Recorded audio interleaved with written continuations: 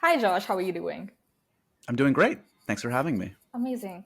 How did you get into journalism? How did you start your career? So, the long and short version of the story is I grew up in New York City, obsessed with media, entertainment, film, TV. And when I got to college, I was not a very motivated student, but I was motivated when I found a place at the school newspaper and the school radio station and found that, oh, wait, this is something that I actually have a real passion for and I will put in the work because I love it. And it was kind of off to the races. In college, I was at a small school called Hobart William Smith in upstate New York. And I became editor of the school paper and I hosted a college radio show. And I was like, oh, wait, I'm actually decent at this. And when I put my mind to it, I'm seeing results and I'm feeling satisfaction. And it kind of grew from there. And I can go into as much detail as you like, but like I did internships during school, after school, and then hit the ground running when I got out of college in New York. And when was your first breakthrough moment? My breakthrough moment, wow. So there are a bunch of breakthrough moments. If I'm thinking back to my career, so one thing I should mention is like I was a bit of like a youth journalist, for lack of a better term. Like there was an organization called Children's Express that is sadly I think no longer in existence. That my older brother and sister were involved in, and of course, like any youngest of three, I did Yeah. everything my older siblings did. And this was this great organization that empowered like 8 to 14-year olds, something like that, to go to these major political events, all sorts of events, and interview relevant folks. So, like the first like big moment, the first moment where I felt like I got the buzz and excitement of what my career would end up being was actually when I was 12 years old at the 1988 Democratic National Convention. I've just dated myself, and I was there interviewing Jesse Jackson and Senator Paul Tsongas and Senator Paul Simon at the time. And it was such a buzz and a rush. I was part of something bigger than myself. And I felt like this is, I'm not sure I intellectualized like what it meant, but it was just very powerful and exciting to be a part of something that was bigger than my world as a 12-year-old. Now, marrying that then with my passion and love for entertainment and movies and TV and comedy, that's kind of like the secret sauce I think that ended up being my career. Do you think there are moments, like, if you look back on it, do you think there have been moments you've been more nervous than when you were a 12-year-old? Because as a 12-year-old, you're like, I don't really know exactly what's going on here. That is a great point. And when you put it that way, you're absolutely right. I think I absolutely have more nerves, honestly, now, having done this for 20 plus years, than I did when I was a kid. I didn't know any better. I mean, yeah, it was big and weird and exciting, but people often ask me, like, do you still get nervous? Are you nervous when you're interviewing, a giant movie star or whatever? Truth is, absolutely, I do. I truly do. And I think that's what keeps me good. I think that keeps me on edge. That's why I over prepare. It's why I stay in the moment, because I know it is very fleeting. And if I'm not on my A game, that live event, that conversation is going to just go off the rails. So a little fear is good, and I think it's true. It's like the same kind of conversation I have with entertainers and actors and directors. You want to stay scared. You want to stay a little bit. That's going to keep you sharp in any field, and it certainly has been the case for me. Yeah. So I read in one of your interviews where in 2006 you went to MTV, and that's when they started sending you to red carpets and all of that. So what was that like? Sure. So yeah. So jumping ahead. So I get out of college. I've been doing these internships. My first job out of school was as a producer for the now unfortunately infamous Charlie Rose. So I was a producer for Charlie Rose, who was a great interviewer and not the best gentleman, unfortunately, to say the least. But it was a huge opportunity for me in my young career, and for many people. I still am friends with a lot of people that worked at that. What was a great show. Again, not fronted by a great man, but a great show. So I worked there for 4 years as a producer. We're in the ins and outs of booking and prepping and what went into crafting a great interview, an extended, thoughtful conversation. Now, my vibe couldn't be more different than Charlie Rose's vibe, but I saw the work that went into it. I saw the research that went into it, and I saw that to have a great conversation, it's a combination of being insanely well prepared and also being willing to kind of go with the flow and being in the moment. So that has served me well in the many years since then. So yes, sorry to answer your question. I bounced around for a few years after my first job. I worked at a few magazines. I worked at Us Weekly, an interview magazine, and I worked at a couple infamously catastrophic talk shows. I worked for the John McEnroe talk show, which was like the lowest rated late night talk show in the history of mankind, I think. And then out of all that, of all things, I got my dream job, which I didn't know was my dream job at the time, through a listing on mediabistro.com. I didn't know anybody. This was just like a cold call application for a job at MTV. It was the coordinating editor of MTV Movies Digital. And at that time, that simply meant kind of like coordinating what their editorial coverage of movies would be on the website. They liked a blog I was doing for fun, again, to date myself. And they took a shot on me. And I was hired in 2006 at MTV with no intention of doing the interviews myself, at least from their vantage point. And I didn't really even have a secret dream of that. That wasn't like I was trying to slyly get in around. But within about a year, they started to use me on camera doing conversations. My first interview for MTV was when Kurt Loder, the great Kurt Loder, I think he was sick that day or something. He couldn't do an interview with John Travolta for the classic movie Wild Hogs. Yes, what a gem. But hey, it got me my start. All of a sudden, I was sitting like knee to knee in a small studio at MTV with Hollywood icon John Travolta. To your earlier question, was I nervous? Hell yeah, I was nervous. And I got through it though. And, nearly like we're getting towards 2 decades of work at MTV. I'm still there, still doing carpets. And it's been truly a privilege to be the kind of the face of their movies coverage for so long. Have you ever had an answer in any interview, an answer that's changed how you are as an interviewer or just your process? Like it was so profound or weird or good or awkward that you're like, I will make changes. I wish I had a specific answer. What I would say is what I've learned in conversations and what I like out of a conversation is I see no point in doing conversations with folks where I already know the answer. Now, there's a little bit of business you have to do to, in my job, to convey what the project is about. And sure, that's just part of the job. But there's so many podcasts, there's so many interviewers out there. I don't need to tell the same story with my conversation as everybody else. So I'm not sure if this is really answering your question, but what I learned is I need to always dig deeper. I need to always find a different angle in, and I need to find my specific angle in, or else I'm going to be bored. And if I'm bored, the audience is going to be bored. So I'm the first audience for a conversation. So that has served me well. So when I approach a conversation, I'm really thinking about like what legitimately I want to know, as opposed to a fun story I've heard that I want to hear them regurgitate again. I think that's lazy and serves nobody. Well, I think that's spot on too, because unless somebody's a returning champion, right, you only get one opportunity. You were talking about being in the moment. You only get one opportunity. You might as well ask whatever you'd like.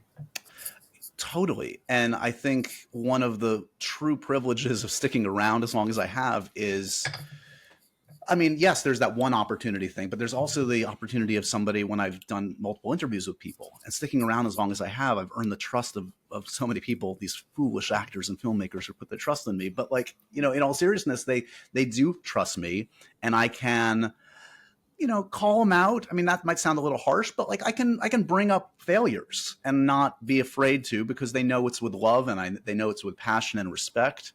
I just did a conversation 2 nights ago, one of my live events with Emily Blunt, And I adore Emily Blunt. Who doesn't love Emily Blunt? I'm probably the only journalist in the last year of Oppenheimer Press that brought up Gulliver's Travels and The Wolf Man with Emily Blunt. And it was in good humor, but it was a legitimate question. It was, learning from failure as much as from success. And I think a lot of people are afraid to do that, and I get that. But that only comes with experience and trust. And, I've been lucky enough to do many conversations with her. I don't know if I would have done that the first time around or if I would recommend doing that the first time around. Yeah. But that's the privileged position I'm in. That's also something. How is it different interviewing someone for the first time versus the 5th or the 10th time? And also because you mentioned it earlier when you were talking about Charlie Rose, but also because you are probably one of those few interviewers who is always asking something different and getting a different answer. It never feels repetitive of all the movie press interviews that you do. So how do you navigate that? Well, I appreciate that, first of all. I think, I always joke, and it's only I'm only semi-joking when I say this, my greatest asset is my competition. A lot of the folks that do movie interviews and film TV interviews, nice people, they're reading from a card. They're not in the moment. They're not talking to people like human beings. I often say, if I have a superpower, it's as awestruck as I am, as intimidated as I am, I talk to everybody the same way. I'm talking to Angelina Jolie like I'm talking to you. I'm talking to Gary Oldman like I'm talking to you or my family or whatever. I'm just I have a ability or whatever to disarm folks. Ha, the fools again. But and I think it's also built on a basis of knowing your stuff. A lot of people don't know film history, TV history, the careers of the folks they're talking to. So that again, is a huge asset, and there's no shortcut to that. I've been living and breathing the subjects I'm talking about my entire life. So it allows me to go back to what I was saying earlier of being so in the moment. If you have that base of knowledge of the past of their career and film and TV, then I can zig and zag. When something comes up, I can reference other things. I can follow their references. And if you don't have that, if you are just the latest not to disparage, but whatever, Access Hollywood correspondent that is only seen movies the last 5 years, you're not going to be able to keep up and just go with the flow. So that's probably not an answer to your question, but that's where my brain took me. Yeah, no, it is. You need to know wild hogs. If you don't know wild hogs, you're deficient. No, it sounds crazy, but it's absolutely true. Same thing also, to interject, I mentioned in a text to somebody the movie Las Vegas for some reason yesterday. Sure. And I was like, why did I remember this? Yeah. So why did I watch it? A spate of Vegas movies, old people movies. Yeah. What a time to be alive. Yeah.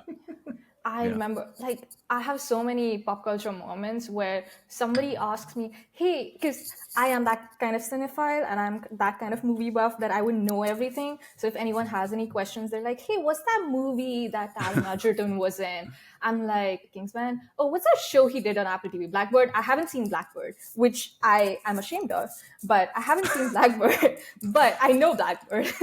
Yes. Well, that's half the battle, and don't shame yourself because this is my job and I feel like I am constantly behind on everything. And it's just, as we well know, there's just too much of everything. There used to be 600 shows. How do you can't watch 600 shows. You're only one person.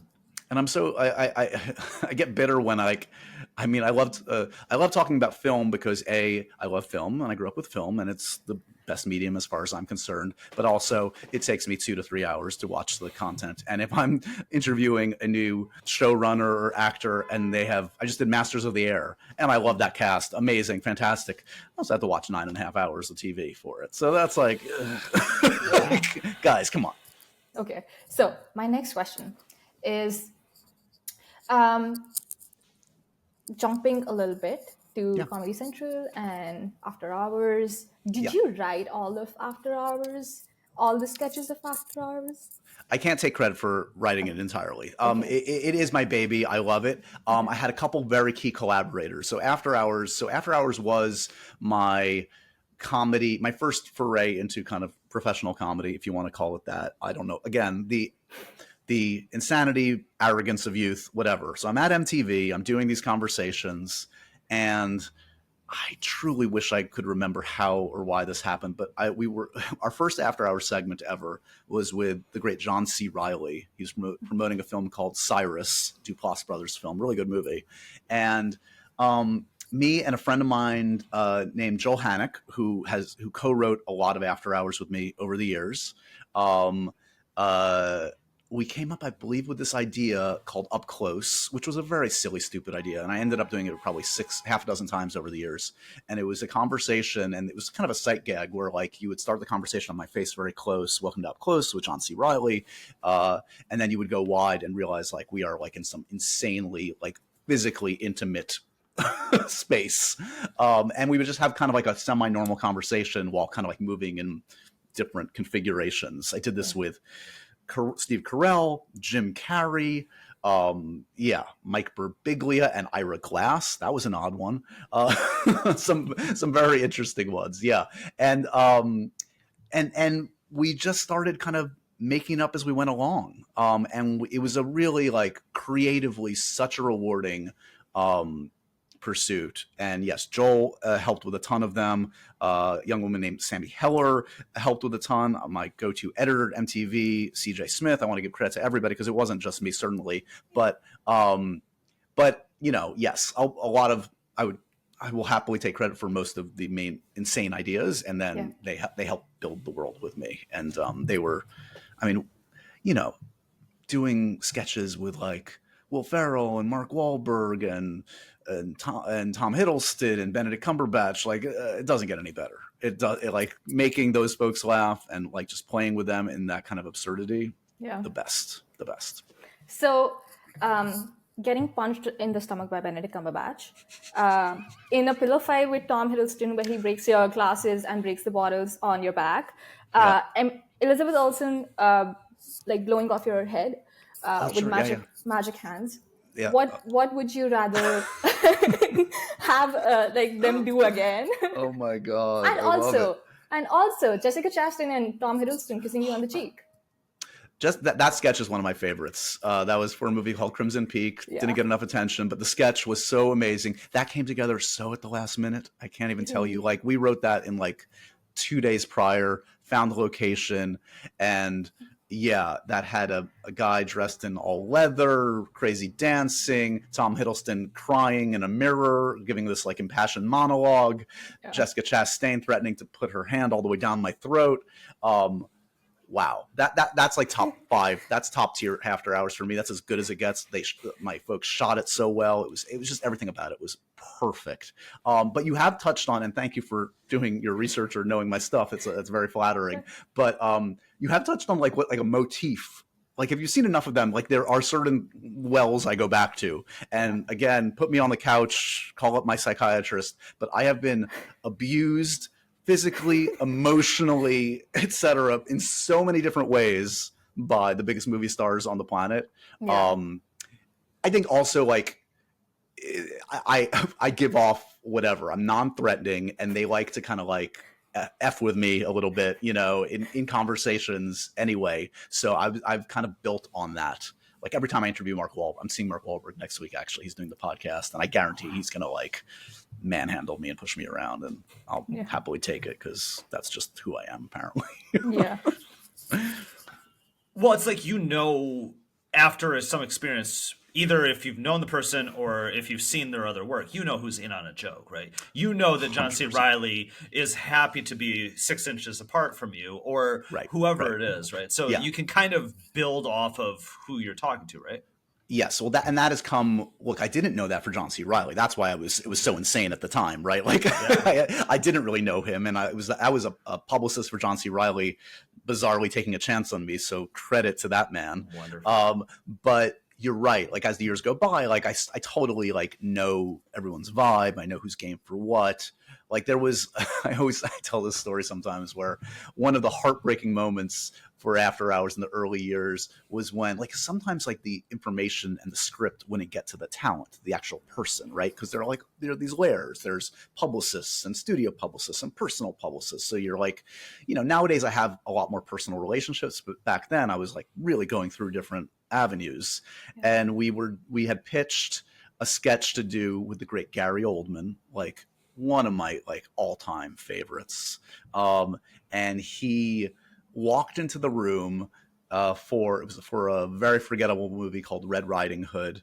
And I'm sure he wasn't happy to be there because it wasn't a movie that anybody was particularly proud of.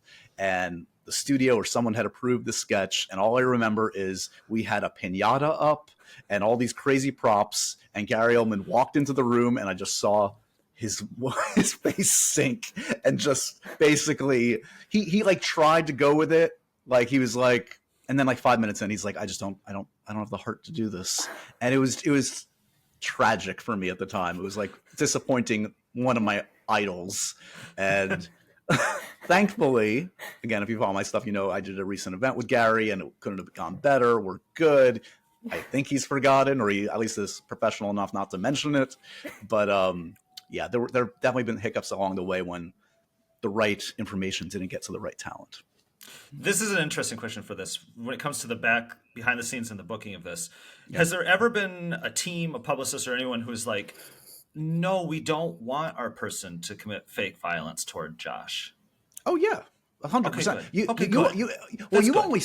guys only see the stuff that's approved. Like for every person that says yes, 5 people say no and 5 concepts are rejected. Like, yeah, it's people always like to think like Josh can talk to anybody and get anybody to do anything. It's like you're seeing after all the back and forth. Yeah. See, that's fair, because if I was ever doing this, and in a previous life I did experiential, I did gigs and a lot of stuff, but if I ever got to a point where 100% of the time people had no inhibition about doing that, I'd be like, is that a good or a bad thing? Right, exactly. Then you're not pushing it hard enough. Yeah, you got to go harder. Yeah, exactly. When you were beginning your career, how important do you think it was to be attached with a company or a brand such as MTV to get guests and celebrities that you interview now? Because I think now with the podcast and now, like as you have mentioned, you've established that relationship. Right. How was it? No, you're spot on there. I think I had a huge advantage because kind of my first job, yes, I'd been behind the scenes at talk shows and magazines, but the first time I was on camera, I had that MTV mic flag, and that was huge. And that is a brand that while isn't what it was in 1987, still means something to a lot of people, and still did when I was starting. So yeah, the first 5 or 10 years, like I was definitely coasting on access and an entry point thanks to the company I was a part of. So, it's a hard thing to do, like when folks are asking for advice, right? Like,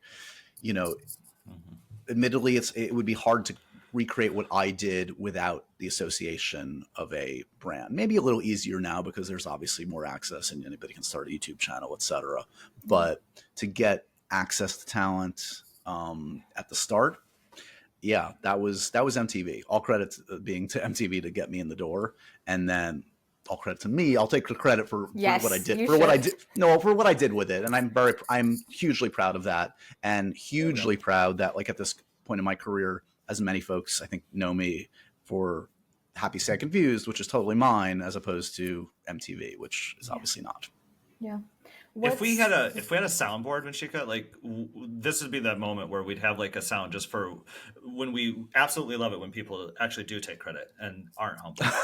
Oh no, boo! I'm ashamed of myself. I can't believe I did that. No. Once in a while, right? There's a balance to it. You can't be humble 100% of the time, Josh. Yeah. I am awesome, guys. If there's one thing you take away from this, I'm killing it. What's the rejection you faced that you were like, this breaks my heart? Not the Gary Oldman one, but more serious than that? Yeah. I mean, I faced every kinds of rejection in my career. I can't even tell you. I've been laid off from jobs. I have pitched shows that have been rejected. I think I have had in the history of The Rock's career, the only show he has ever attached himself to as an executive producer that did not get made. It was a huge moment for me. I do have a relationship with The Rock, and he's been very kind to me in my career. And he was attached as executive producer of a movie talk show that I was going to do. And at the time, it was for MTV. We made an announcement like we were gonna, all systems go. Yeah. It fell apart. Just fell apart for all the reasons that so many projects fall apart. So yeah, I've shot pilots, etc. I've had different dreams dashed along the way and had to adjust kind of expectations, considering like what the industry is into. But I'm definitely more at peace, I think, with kind of the ups and downs now. I mean, I don't know, talk to my wife. Maybe I'm lying to myself right now. But I think I am because I've experienced enough success and failure to know in the wash, it's going to be fine. Yeah. What do you think you would have done if you were not a journalist? What would it have been another career path? Well, I think there's definitely a version of me that would have gone down the journalism path, not in the entertainment side. I mean, I remember there was kind of a fork in the road early on when I was choosing between internships and I was considering working at the Columbia Journalism Review, which would have been a much different kind of path. And, I was and am interested in politics, and I was a political science, major for a time before I switched to English. So like there's that. And then if you go back further, I mean, obviously I want to be the Yankees play-by-play announcer. That was like my first dream. I was a baseball obsessive.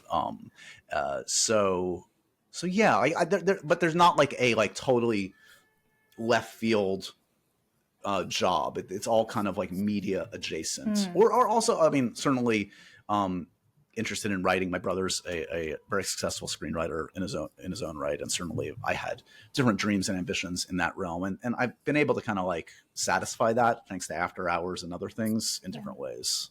Yeah. When is your brother coming on your podcast? He has been on the podcast. It was actually a very sweet and sad moment. My brother was on my podcast. My dad passed away a couple years ago, and so I had my brother on after my dad passed away, and we reminisced about our dad was like a huge movie lover and was a big influence in our lives. So we chatted about that.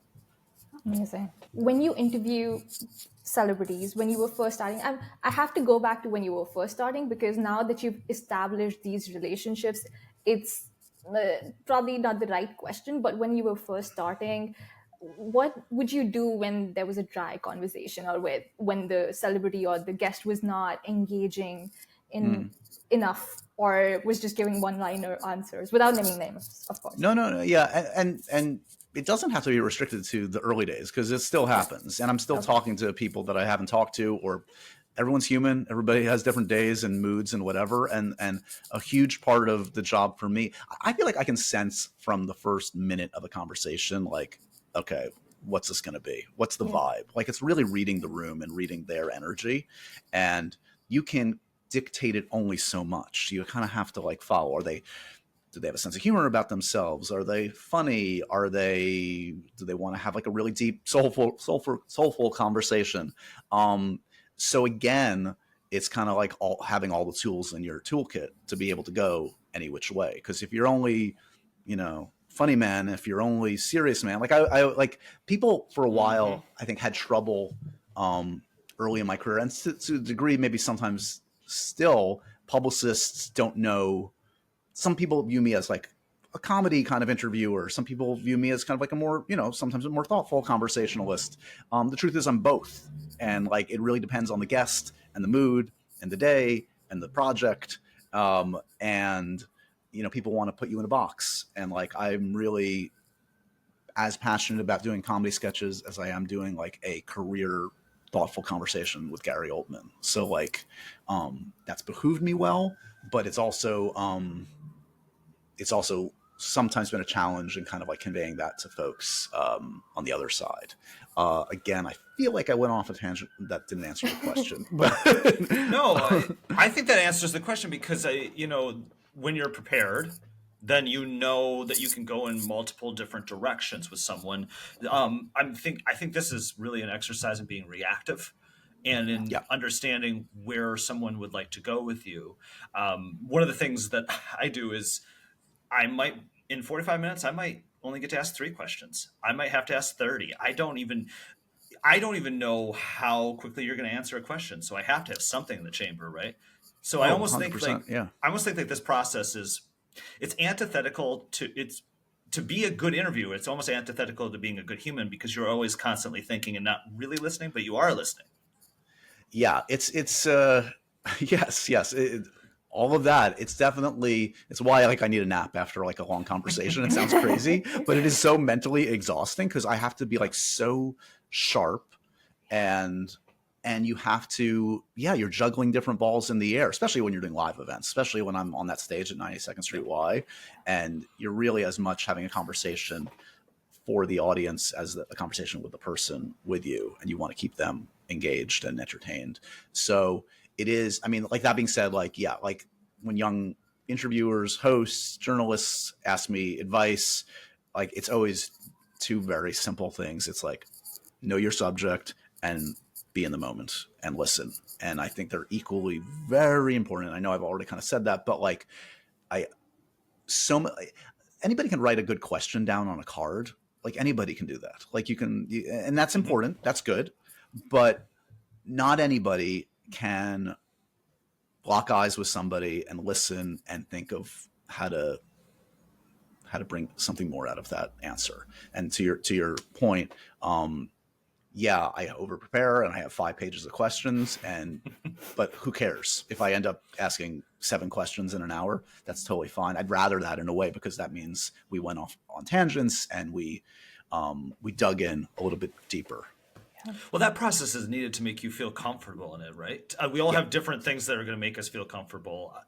When you are looking at an audience, so when you mentioned if you're doing this live and you have a live audience, I ask this question occasionally because I usually get an absolutely different answer every time. The percentage of time you're looking at the audience for the cues versus you're looking at the guest for the cues. I wouldn't differentiate it, because it's kind of everything at the same time. I'm feeling the audience in the room. I'm not looking to them. I'm feeling their energy. I'm hearing them, because as you guys probably know, like on the stages, you can't often even see them very well. So it's really like, it's auditory. It's kind of like feeling that energy, feeling how they're responding, and it's really rewarding. It's something I've like built only through repetition, is how to work with an audience, like, and how to kind of like feed off of them, interact with them to a degree, and get them like on board with a conversation. And it's something that's very satisfying. Like I didn't, I'm not like a stand-up. I'm not like that's not necessarily my skill set, but that's part of it. And that's part of it that's really still growing for me the last few years as I do more and more live events. That being said, like your number one, who you're talking to, you gotta, that if you lose them, it's all done. True. How do you feel after an interview, after a successful interview? Well, good addendum to that, because Yeah. often I feel disappointed generally in myself. My default is like, honestly, I'm my own harshest critic, and I think the best people in every field are like, right.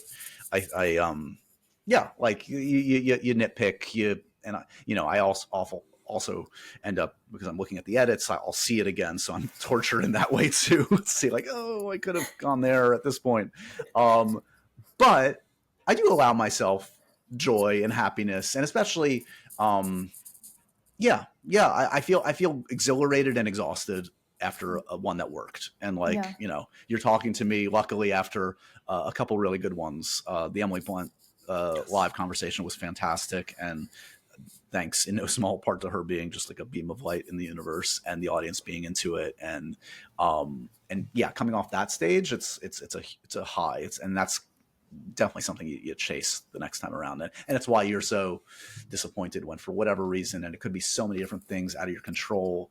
I did an event for Masters of the Air recently, which was good. And I think I mentioned this somewhere on social media, so it's not like inside baseball, I can say it, but 30 minutes into this is an hour-long conversation with Austin Butler, Barry Keoghan, huge cast, amazing. person walks out on stage, a PA walks out on stage with a card for me that says, FYI, the first 20 minutes of audio was not recorded. Not recorded, yeah. So my job there is to absorb that and keep going and not betray that I'm dying inside. Yeah. And I was miserable that night. I was miserable the next day, miserable for a couple days. And I had to just kind of power through and make sure the audience didn't feel any of that. And my guests didn't feel any of that. And that's when you earn your money. That's when you really have to be a professional. Yeah. Okay. Yeah, we all feel that, Josh. We know I'm that. sure you guys do. It's happened to all of us in different ways, right? 100%. Yeah. I have had moments where everything cuts out. I'm like, oh no, the guests might think I'm gone. Now I'm doing the final 40 minutes on my phone, but it's like on a weird tilt, so they see me on an angle, and I'm like, but just try and pretend like I'm a normal human the whole time. Yeah. The good news is I feel like nobody knows which episode that is, and I will never tell them. I did an entire podcast conversation over Zoom, I think, with Carrie Coon, and I forgot to hit the record button, and it happens. And she was kind enough to do it all over again, which was not ideal, but very sweet of her. Yeah, that's awesome. I asked that question because I want to get into journalism and be a journalist and all of that. But at the same time, when I interview people, after I interview them, I'm just like, I don't know how I feel about this. And watching yourself and listening to yourself again is such a, as you said, torture, because you're your own worst critic, also the best critic, because you find the places where you were like, oh, I could have said this or I could have improved here. But that's sort of also going down a rabbit hole. It is. You have to find the balance, right? Because I truly do believe that. Look, I would love the superpower of someone that didn't care and kind of just let it all roll off your back and on to the next and whatever. But the truth is, I truly believe in all of these fields that we're talking about, whether it's in front of the camera, behind the camera, whatever. The ones that are tough on themselves are the best. Now, that being said, we can't kill ourselves. We can't beat ourselves up. It's too much. And I've been victim to it. And there's no easy answer, but a fair, healthy amount of self-criticism is going to make you better. But you just can't let it debilitate you. Yeah. What do you enjoy more when researching? You mentioned movies are shorter and then you'd rather have that. But I also noticed that, by the way, just 1 second. Oh my gosh, I'm scared. I'm excited and scared. I have no idea what's going on too. Oh, good. Yeah. So, when you read this thick of a book, do you enjoy reading more, or do you enjoy, would you rather enjoy this man's all movies or all the movies that he has done in all of his 85 years, or would you rather enjoy reading the book? Again, being super truthful, the movies, the TV, the film work, it takes more time to read the book. I'm not a slow reader. I'm an average reader, but I love consuming, and I hate saying consuming media. It takes all the fun out of it. But I love this stuff, but there are only so many hours in the day, guys. And that one in particular. I love Patrick Stewart. I grew up crazy Star Trek Next Generation fan. The fact that Patrick Stewart knows who I am is insane to me.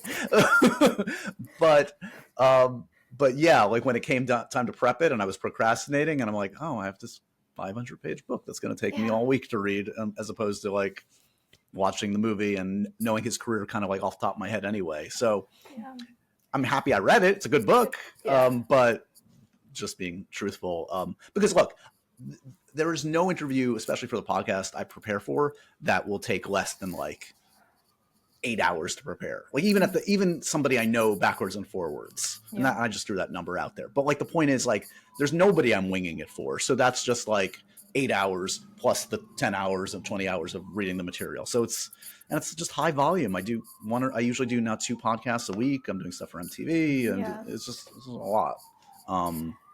Talking about that, how do you manage MTV, 90 Second, Happy Sad Confused, replying to your own emails, and then being here?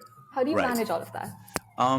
I mean, the truth is I love all this stuff. I love to be busy. I'm not good not being busy.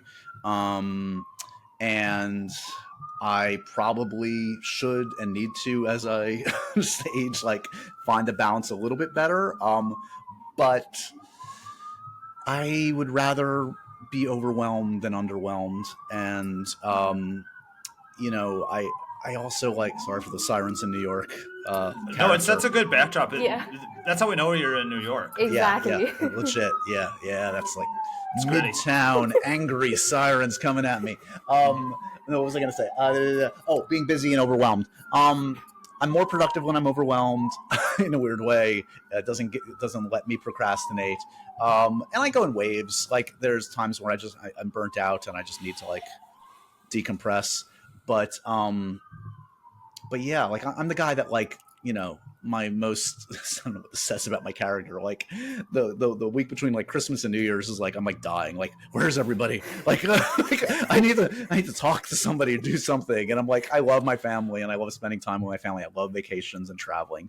But after 3 or 4 days of that, I'm like, all right, what's the next thing? Bring it. Yeah. Yeah. Josh, can you set a debate for me? Because when we were talking about this, I was thinking about, is listening to a book on Audible reading?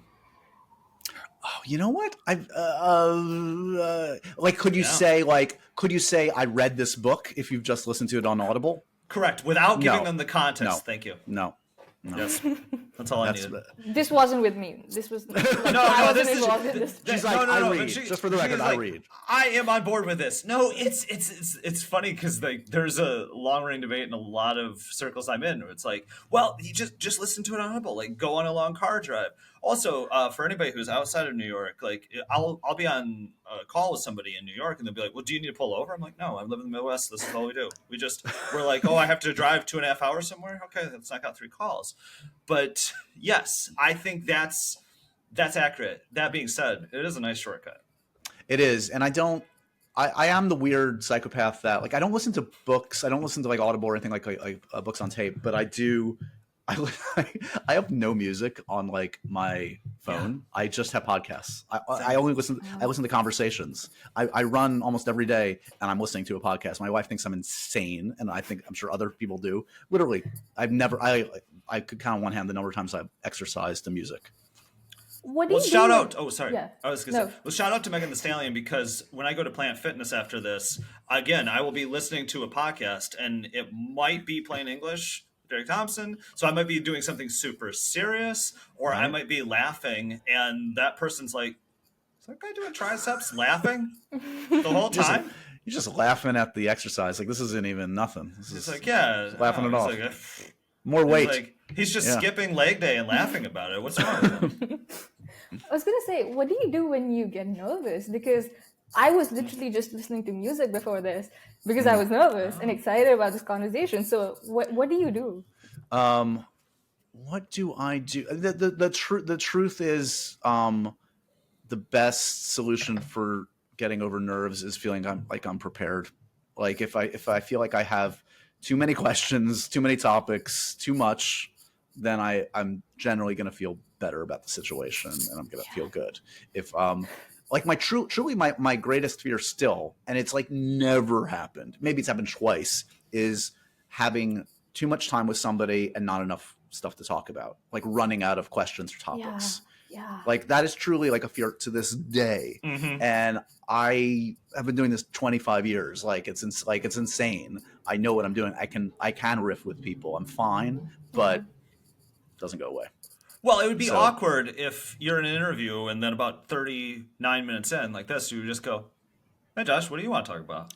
Yeah.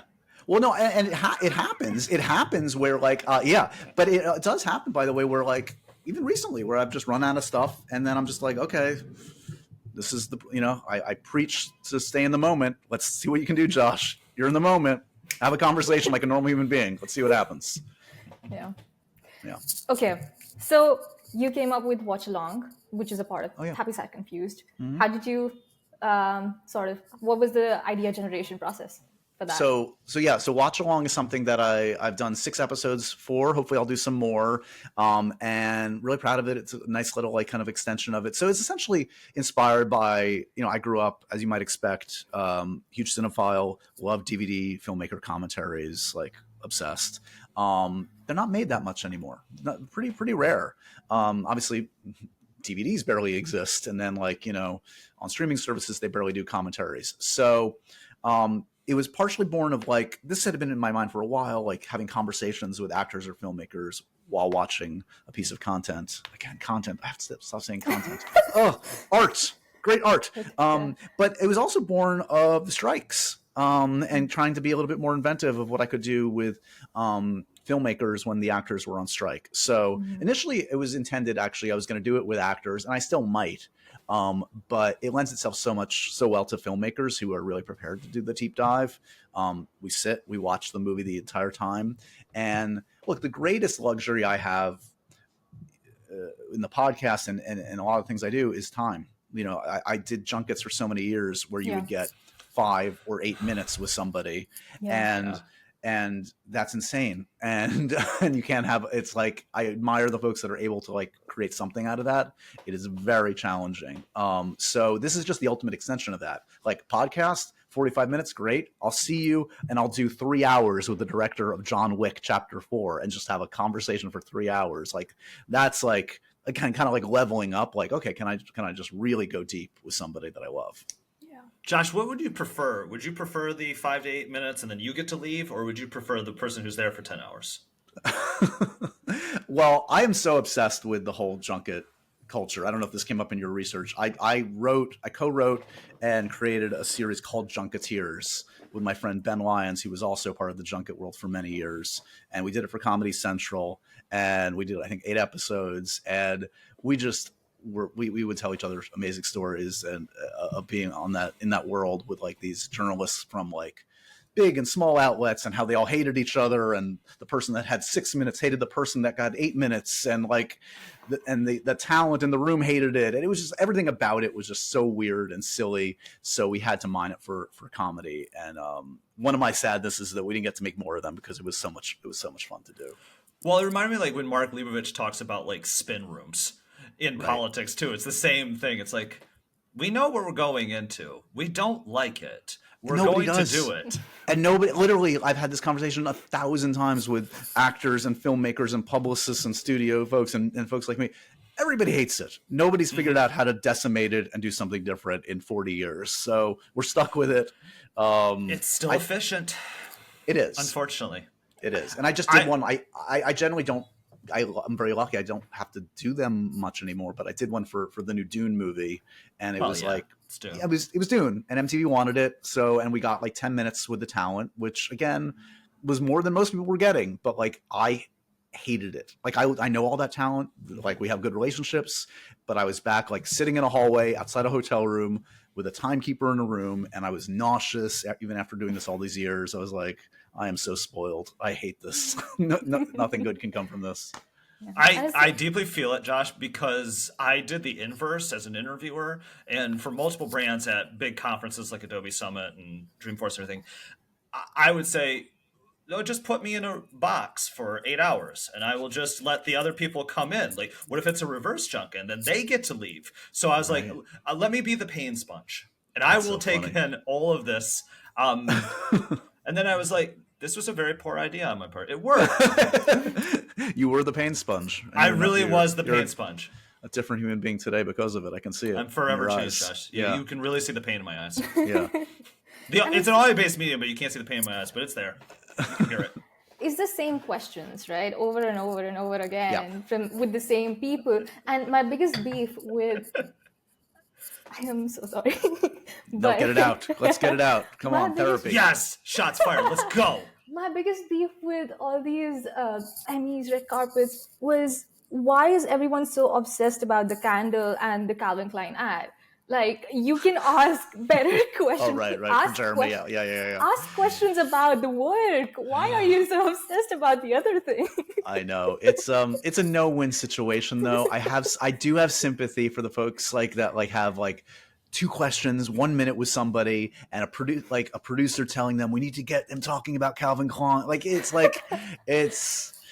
Luckily, I've been very lucky, and MTV, to their credit, has very rarely ever told me you have to ask this question. They've trusted my judgment and trusted no, if I ask that question, that's going to piss them off, and they're not going to talk to you the next time. So play the long game, have a nice, good conversation, and you'll get good stuff for years, as opposed to one quick hit that'll get you a headline. Yeah. Well, it's tough to ask a different question though in 10 hours too, because it's almost like that experience turns anyone on the other end into Larry David. They're like, no, I don't. Yep. I don't like humans. No, I don't blame the grumpy actors in that room. I would be, you were the pain sponge, Mm-hmm. Oh, absolutely. It's almost like you kind of have to know when your time slot is, right? If you know that you're late, I would be thinking about this in reverse. If I'm in hour 8 and I'm from the local affiliate in Des Moines, I'm just gonna go in a completely odd direction because otherwise. I always liked being the first or the last at a junket. You want to be first when they're fresh, or last when they're totally punch drunk and don't give a crap and they'll say anything. Oh, absolutely. Plus, there's just that, that high of being like, okay, we're done with Josh. Oh, we're done for the day? This is wonderful. If I know I'm one of the last or the last, I walk into the room I'm your last one, guys. Yeah. Okay. It's like a t-shirt cannon. Totally, basically. To wrap things up, I will sort of reverse question on you. So okay. I've taken questions from Happy Sad Confused, and you will be answering them. Oh my gosh. Yes. What's the thing you collect? What do I collect? Oh my god. Oh, I can't believe you're doing this. Well done. What do I collect? I guess I collect movie posters. Very on brand. I've got a good collection of movie posters. Yeah. Wait, not a movie poster, but I like to show this off. Is that Iron Man? What am I seeing? Yeah, wait. You'll see double. It's Iron Man, and now it's not. I love it. It's Tony, and then it's Iron Man. I love it. Respect. I don't have enough wall space. I need more wall space. I truly have an office at MTV solely to put up my posters that I can't fit into my apartment. Hope I've been dreaming of start collecting DVDs, but at the same time I don't know where I can find them anymore, just because I hate that sentence. That's real. It's real. Try and Vinci come to the Midwest and try and find the one remaining defunct family video. It exists. It is somewhere. We will find it. That's where they are. Okay. Yes, I will. It's a worthy quest. Yeah. I will start that collection. What's your phone's wallpaper? My phone's wallpaper is my beautiful dog, Lucy, who, if you follow me on social media, you know I'm obsessed. She's more photogenic than you. That's what you tweeted. Not me saying that. No, it is not something that could be argued. Okay. Last person you were mistaken for? Oh, I don't think have I ever been mistaken for anybody? Well, Anthony Mackie likes to always pretend that I'm Ben Lyons when he sees me, because he knows that we're good friends. So he's always like, Ben Lyons! And I'm like, Anthony, okay, no. Can I tell you something? I always thought you and Ali Plum, not always, but for a very long time, Ali Plum and you were the same person. That's so funny. That's a very good one. Thank you. You have a better answer than I do. Ali Plum, who's become a very good friend of mine. Yes, we definitely get a little bit of that. And certainly on social media, there's overlap. And yeah, we posed, I visited London a year or two ago, and we took some photos together. And wow, really? Our portion of the internet exploded. Our small little film Twitterverse exploded. I have to find that now, and I have to see the Junketeers thing. Yes, we did the Spider-Man meme. We did the pointing. Nice. No. Yeah. Oh my god. Okay. Sorry, but for the when I first started watching your videos, I was also watching Ali Plum's videos because to me, you both are my role models, as I mentioned previously, and I was always like, wait. Sometimes Josh Horowitz or Ali Plum has American accent and Josh Horowitz has British accent. What's happening right now? We're code switching on the situation. And it's also the glasses, right? And it's also the fact that white guys with glasses. That's all we are. That's all we are at the end of the day. And it's also the fact that you both really ask questions in a very different way and get different answers. I take it as a compliment. He's great at what he does. Yeah. Okay. What gets under your skin during interviews? What gets under my skin during interviews? I would say, well, a general thing with folks I talk to is if I sense they don't have a good sense of humor about themselves. Mm-hmm. That is it. I need some level of humor, good nature, some perspective. So if I have a sense that you're taking yourself a little too seriously, that's a major turnoff. Who's been your funniest interview yet? Oh, I mean, there's too many. I mean, I guess my default ones. I mean, no surprise that Will Ferrell is just one of my favorite. I mean, he just makes me laugh so much. He just has his whole essence. He's one. What are the other funny ones? I mean, like, in the non-comedian like realm, like here are two weird ones, but like they just like amuse me. Like Sam Rockwell, I just find like he's just like a funny, goofy guy. And again, if you follow my work, you might know that I'm obsessed with Michael Shannon. Michael Shannon is insane and scary to most people, and I find him to be hysterical. And I think that's why we vibe, because I just like laugh at everything he does. And yeah, he's phenomenal. Great answers. Okay. So 2-part question. Yep. 3-part. Who's an actor that always makes you happy? Or you can also say movie. Sad and confused. Movie. Let's do movies, not actors. Okay. So just a movie that makes me happy, a movie that makes me sad, a movie that makes me confused. Confused, yeah. Okay. I mean, so many in each category. Let's see. Movie that makes me happy, just like off the top of my head. I keep going back to a class. Princess Bride. Princess Bride is just a perfect like blend of genres that just works from my childhood. Let's go with that. Movie that makes me sad. I always think of Terms of Endearment. Watched it on a plane once. I mean, I've watched it many times on a plane. Ugly cried, a mess. The music kicks in like every 15 minutes in that movie, and that theme just like wrecks me. That's a good one. Movie that makes me confused. Oh, Tenet. Ooh. I love Christopher Nolan. I love him. Yeah. I feel horribly saying this. I still don't understand what happened in Tenet. I've given it so many tries. I'm not smart enough for Tenet. Sorry, Chris. I hope he's not listening. And then there's those other ways to watch it, and then people will tell you, "Well, if you watch it like this," I'm like, "No, that's work."